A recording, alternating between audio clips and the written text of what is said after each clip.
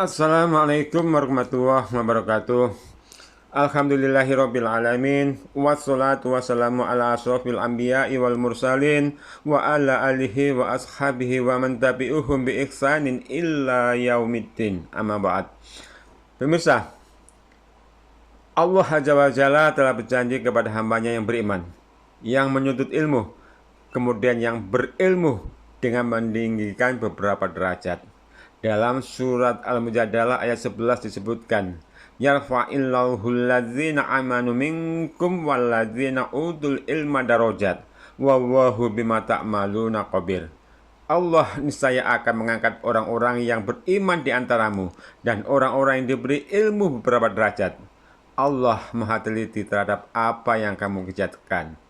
Nah, dari ayat tersebut di atas, maka bisa kita pahami bahwa suatu kemuliaan bila kita ada kemampuan bepergian jauh, misal pergi ke Mekah, misal pergi ke Madinah, hanya untuk menuntut ilmu syar'i demi karena Allah Azza wa Jalla, atau paling tidak menuntut ilmu di pesantren-pesantren demi karena Allah Azza wa Jalla. Dan pada sebuah hadis yang diriwayatkan oleh Imam Muslim dalam kitab sahihnya dari Abu Hurairah radhiyallahu anhu bahwa Nabi Muhammad sallallahu alaihi wasallam bersabda, "Man salaka tariqan yaltamisu fihi ilman, sahalallahu lahu bihi tariqan ilal jannah." Barang siapa yang menempuh suatu jalan untuk menuntut ilmu, maka Allah memberikannya jalan menuju ke surga.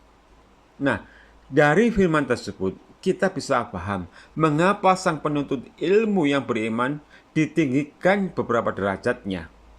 Dan dari hadis tersebut juga bisa kita pahami mengapa sang penuntut ilmu yang beriman bisa dijamin surga, atau ditunjukkan jalan menuju ke surga, atau dimudahkan jalan menuju ke surga. Ya, sebab karena orang yang berilmu itu bisa jadi mercusuar alur kebenaran yang harus dilalui oleh manusia. Karena bisa sebagai pelita yang dijadikan petunjuk mana yang hak dan mana yang batil oleh segenap manusia dalam perkara agama dan perkara-perkara dunia. Namun akan tetapi kenyataannya juga bisa sebaliknya. Allah Azza wa Jalla akan merendahkan orang-orang yang berilmu namun tidak jujur dengan ilmunya, tidak jujur dengan agamanya. Mereka ingkar dengan ilmunya, ingkar dengan agamanya. Dan karena keingkaran mereka itulah hingga Allah Azza wa Jalla merendahkan derajat mereka serendah-rendahnya melebihi sehina binatang. Hal ini sebagaimana firman Allah Azza wa Jalla, am tahsabu anna aksarohum yasma'una aw yaqilun inhum illah kal an'ami balhum adallu sabila. Atau apakah engkau mengira bahwa kebanyakan mereka itu mendengar atau memahami? Mereka tidak lain hanya seperti hewan ternak, bahkan mereka lebih sesat jalannya. Nah, dari ayat lain pun Allah Azza juga berfirman, walau si'na larafa'nahu biha walakinnahu akhlada ilal arti wattaba'a hawa wa masaluhu kamasalil ka'b in tahmil alaihi yalhats au tatrukhu yalhats dzalika masalul qaumil ladzina kadzabu bi ayatina faqsusis qasasah la'allahum yatafakkarun. Seandainya kami menghendaki, niscaya kami tinggikan derajatnya dengan ayat-ayat itu. Tetapi dia cenderung pada dunia dan mengikuti hawa nafsunya, maka perumpamaannya seperti anjing. Jika kamu menghalaunya, ia menjulurkan lidahnya. Dan jika kamu membiarkannya, dia menjulurkan lidahnya juga. Demikian itulah adalah perumpamaan bagi orang-orang yang mendustakan ayat-ayat kami. Maka ceritakanlah kisah-kisah itu agar mereka berpikir. Nah, dalam tafsir Ibnu Katsir, dalam hadis dari Ibnu Abbas dijelaskan bahwa Ayat tersebut berkenaan dengan seorang ulama yang dikenal dengan nama Bal'am. Ia dianugerahi pengetahuan tentang isi Alkitab dan terkenal sebagai orang yang mustajab doanya. Kemudian Nabi Musa alaihissalam mengutusnya ke Raja Mesir untuk menyerukan agar menyembah Allah Raja Mesir tersebut.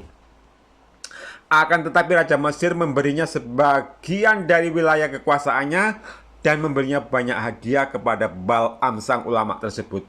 Akhirnya sang ulama tersebut kelepek-kelepek, futur, akidahnya luntur akibat diterpa guyuran pemberian harta yang melimpah tersebut, sehingga meninggalkan ajaran Nabi Musa dan mengikuti ajaran raja yang kafir tersebut. Nah pemirsa, dari dua ayat tersebut bisa kita pahami bahwa keluasan ilmu seorang ulama, bahkan sekalipun doanya bisa menggetarkan arsy Allah Azza wa Jalla, akan tetapi pada akhirnya tidak menjamin keluasan ilmu ulama tersebut jadi mulia di mata Allah. Kenapa demikian? Ya karena keimanan sang ulama tersebut telah terhempas tergulung oleh ubud dunia. Sang ulama tersebut tidak lagi jadi mercusuar penunjuk jalan bagi umat yang membutuhkan arah kebenaran, melainkan kecuali menjadi penyesat umat dan perusak agama. Maka wajar Allah memberi perumpamaan tipe ulama tersebut seperti anjing yang menjulurkan lidahnya. Mereka beramal mengikuti bagaimana kehendak sang tuan yang memberi tulang. Mereka beramal mengikuti amalan-amalan yang sudah menjadi identitas golongannya, yang sunnah diabaikan, yang bid'ah dimuliakan, hingga akidah umat jadi rusak. Lalu akidah umat yang telah rusak itu diajak bersepakat untuk menolak tegaknya syariat Islam sebagaimana yang telah dicontohkan oleh Rasulullah dan para sahabat, dan menjadikan syariatnya Plato, menjadikan syariatnya Aristoteles, menjadikan syariatnya Socrates sebagai satu-satunya syariat yang dianggap paling bermartabat di atas bumi. Na'udzubillahi min dalik, summa na'udzubillahi min dalik.